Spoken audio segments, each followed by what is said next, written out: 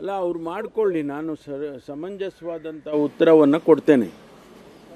ಕಾನೂನು ಸುವ್ಯವಸ್ಥೆ ಕರ್ನಾಟಕದಲ್ಲಿ ಯಾವ ರೀತಿ ಇದೆ, ಬೇರೆ ಬೇರೆ ಭಾರತೀಯ ಜನತಾ ಪಾರ್ಟಿ ನಡೆಸ್ತಕ್ಕಂಥ ರಾಜ್ಯಗಳು ಏನಿದ್ದಾವೆ ಅಲ್ಲಿ ಕಾನೂನು ಸುವ್ಯವಸ್ಥೆ ಯಾವ ಥರ ಇದೆ, ಮತ್ತು ಅವರು ಕರ್ನಾಟಕದಲ್ಲಿ ಅಧಿಕಾರದಲ್ಲಿದ್ದಾಗ ಯಾವ ರೀತಿ ಕಾನೂನು ಸುವ್ಯವಸ್ಥೆ ಇತ್ತು, ಮತ್ತು ಈಗ ಕಳೆದ 2 ವರ್ಷದಿಂದ ಯಾವ ರೀತಿ ಇದೆ ಅನ್ನೋದನ್ನು ಅವರಿಗೆ ಸದನದಲ್ಲಿ ಅವರು ಏನಾದರೂ ಪ್ರಶ್ನೆಗಳು ಕೇಳಿದಾಗ ಅವರಿಗೆ ಸಮಂಜಸವಾಗಿ ಉತ್ತರವನ್ನು ಕೊಡ್ತೇನೆ. ಏಕೆಂದರೆ ಅಂಕಿಅಂಶಗಳು ಹೇಳುತ್ತವೆ, ಮತ್ತು ಇನ್ಸಿಡೆಂಟ್ಸು ಆಗೇ ಇಲ್ಲ, ಯಾವುದೂ ಒಂದು ಇನ್ಸಿಡೆಂಟ್ ಆಗಿಲ್ಲ ಅನ್ನೋದನ್ನು ಹೇಳೋದಿಲ್ಲ ನಾನು. ಯಾವ ರಾಜ್ಯದಲ್ಲಿ ಯಾವ ದೇಶದಲ್ಲೂ ಕೂಡ ಆ ರೀತಿ ಇರೋದಿಲ್ಲ. ಆದರೆ ಅವರು ಆಡಳಿತ ಮಾಡುವಾಗ ಏನಿತ್ತು, ನಾವು ಆಡಳಿತ ಮಾಡ್ತಾ ಇರುವಾಗ ಏನಿದೆ ಅನ್ನೋದನ್ನು ಹೇಳಬೇಕಲ್ವ. ನಿನ್ನೆ ಕೂಡ ಪ್ರೆಸ್ ಕಾನ್ಫರೆನ್ಸಲ್ಲಿ ನಾನು ಕೆಲವು ವಿಷಯಗಳನ್ನು ಪ್ರಸ್ತಾಪ ಮಾಡಿದ್ದೇನೆ. ಸದನದಲ್ಲಿ ಅದಕ್ಕೆ ಅವರು ಯಾವುದಾದ್ರೂ ರೂಪದಲ್ಲಿ ಪ್ರಶ್ನೆ ಮಾಡಿದಾಗ ಅದಕ್ಕೆ ಸಮಂಜಸವಾದ ಉತ್ತರವನ್ನು ಕೊಡ್ತೇನೆ. ಪರಪ್ಪನಗ್ರಹದಲ್ಲಿ ನಡೆದಿರುವಂಥ ಇನ್ಸಿಡೆಂಟ್ಸ್ಗಳು ಸರ್ಕಾರ ಯಾವ ರೀತಿ ಸಮರ್ಥನೆ ಮಾಡಿಕೊಳ್ಳುತ್ತೆ ಅಂತ? ಅಲ್ಲ, ನಾನು ಅದನ್ನೇ ಹೇಳಿದ್ದು. ನಮಗೆ ಪರಪ್ಪನ ಅಗ್ರಹಾರದಲ್ಲಾದಂಥ ಘಟನೆಗಳು ಯಾವಾಗಾಗಿತ್ತು, ಮೆಜಾರಿಟಿ ಆಫ್ ದಿ ಇನ್ಸಿಡೆಂಟ್ಸು ಯಾವಾಗಾಗಿದ್ದಾವೆ, ಆ ಘಟನೆಗಳು ಯಾವ ಆಡಳಿತ ಯಾವ ಸರ್ಕಾರ ಇತ್ತು ಆದಾಗ ಅದನ್ನೆಲ್ಲ ಹೇಳ್ತೇನೆ ನಾನು.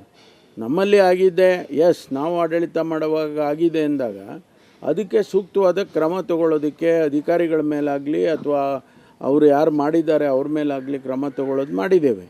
ಆದರೆ ಹಿಂದೆ ಹಳೆ ವಿಡಿಯೋಗಳನ್ನೆಲ್ಲ ಹಾಕಿಬಿಟ್ಟು ಇದನ್ನು ಈಗ ನಡೆದಿದೆ ಅಂತ ಹೇಳೋದಿದೆಯಲ್ಲ, ಅದೆಲ್ಲ ಅದು ಒಂದೊಂದು ಇನ್ಸಿಡೆಂಟನ್ನು ನಾನು ಅವರಿಗೆ ತಿಳಿಸ್ತೇನೆ. ಬಿಜೆಪಿ ಆಗಿರುವಂಥದ್ದನ್ನೆಲ್ಲ ಅಂಕಿಅಂಶ ಸಮೇತ ಹೇಳ್ತೀರಾ ಸರ್? ಚಿಕ್ಕಮಗಳೂರಲ್ಲಿ ಕಾಂಗ್ರೆಸ್ ಕಾರ್ಯಕರ್ತರ ಹತ್ಯೆ ಆಗಿದೆ, ಬ್ಯಾನರ್ ಕಟ್ಟಿರೋ ವಿಚಾರಕ್ಕೇನೋ ಅದು ಹತ್ಯೆ ಆಗಿದೆ ಅನ್ನೋ ಅಂತ ವಿಚಾರಗಳು ಸರ್?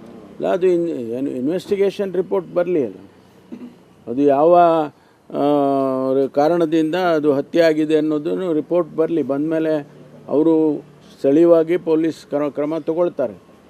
ಅದ್ರ ಜೊತೆಗೆ ನಮಗೆ ವರದಿಯನ್ನು ಸರ್ಕಾರಕ್ಕೆ ಸಲ್ಲಿಸಿದಾಗ ಅದನ್ನು ಏನು ಸೂಚನೆ ಕೊಡಬೇಕೋ ಅದನ್ನು ಕೊಡ್ತೀವಿ.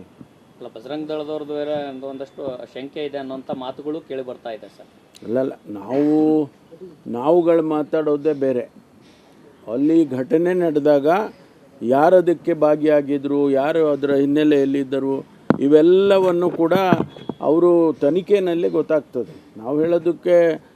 ನಾವು ಹೇಳಿದ್ದೇ ಸರಿ ಅಂತ ಹೇಳೋಕ್ಕಾಗೋದಿಲ್ಲ.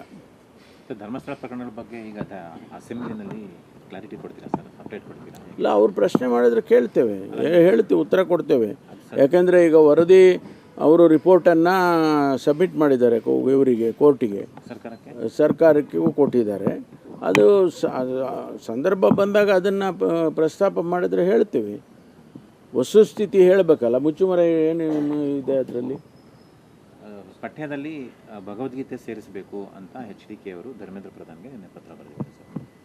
ಶಾಲಾ ಪಠ್ಯದಲ್ಲಿ ಭಗವದ್ಗೀತೆ ಸೇರಿಸಬೇಕು ಅಲ್ಲ, ಅವರ ಅನಿಸಿಕೆ ಅವ್ರಿಗೇನು ಮನಸ್ಸಿಗೆ ಬಂದಿದೆ ಅದನ್ನು ಬರೆದಿದ್ದಾರೆ.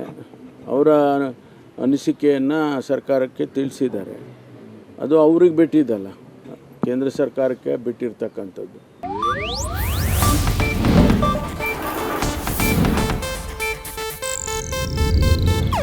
ಇದು ಏಷ್ಯಾನೆಟ್ ನ್ಯೂಸ್ ನೆಟ್ವರ್ಕ್ ಪ್ರಸ್ತುತಿ.